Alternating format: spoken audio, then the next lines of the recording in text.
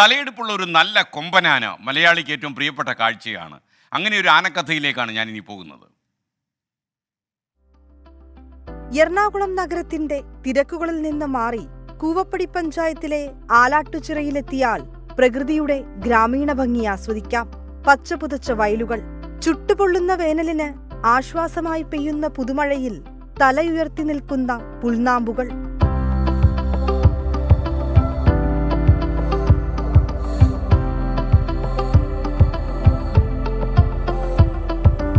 ആലാട്ടുചിറ മുണ്ടൻതുരുത്ത് പാടത്ത് കഴിഞ്ഞ ദിവസം ഒരു കരിമ്പാറ കൊമ്പൻ ഇറങ്ങിയിട്ടുണ്ട്.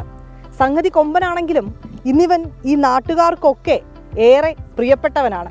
പാടശേഖരത്തിന് സമീപം ഒരു ഗജവീരൻ അങ്ങനെ സ്വസ്ഥമായി കിടക്കുകയാണ്.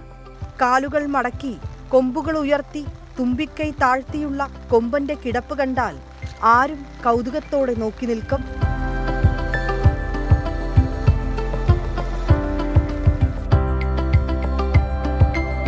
ഇനിയാണ് ട്വിസ്റ്റ്. ഇത് കണ്ട് ഒറിജിനൽ കൊമ്പനാണെന്ന് കരുതിയാൽ നിങ്ങൾക്കു തെറ്റി.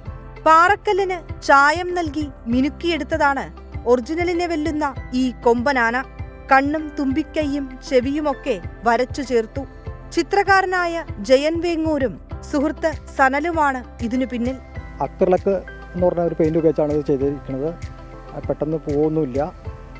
ഇതിൽ പാറയുടെ കളറുകൾ അങ്ങനെ തന്നെ നിലർത്തിക്കൊണ്ട് തന്നെ നിസ്സാര ടച്ചിങ്ങിലൂടെ 1.5 മണിക്കൂർ കൊണ്ടാണ് ഈ വർക്ക് തീർത്തത്. പാറയുടെ ഭംഗി കളയാണ്ട് ജസ്റ്റ് ഒരു ടച്ച് വർക്കിനകത്ത് തന്നെയാണ് ഞങ്ങൾ ചെയ്തത്. ഒരുപാട് വർക്കൊന്നും ചെയ്തൊന്നുമില്ല, ജസ്റ്റ് ഒരു 1.5 മണിക്കൂറിൻ്റെ വർക്ക് മാത്രം. ഒറ്റ നോട്ടത്തിൽ യഥാർത്ഥ യാനയാണെന്നേ തോന്നൂ. ഒത്തിരി ആൾക്കാർ വിളിക്കുന്നു, ഒത്തിരി ആൾക്കാർ വരുന്നു, വന്ന് വളരെ സന്തോഷമായിട്ട് പോകുന്നു. ആനപ്പുറത്ത് കയറുന്നു, ഫോട്ടോ എടുക്കുന്നു, എല്ലാവരും വളരെ ഹാപ്പി ആയിട്ട് പോകുന്നു. ഇത് പേടിച്ചു പോകും മിക്കവാറും കാണുമ്പോൾ. നാടിന് സ്വന്തമായൊരു ആനയെ കിട്ടിയ സന്തോഷത്തിലാണ് പ്രദേശവാസികൾ.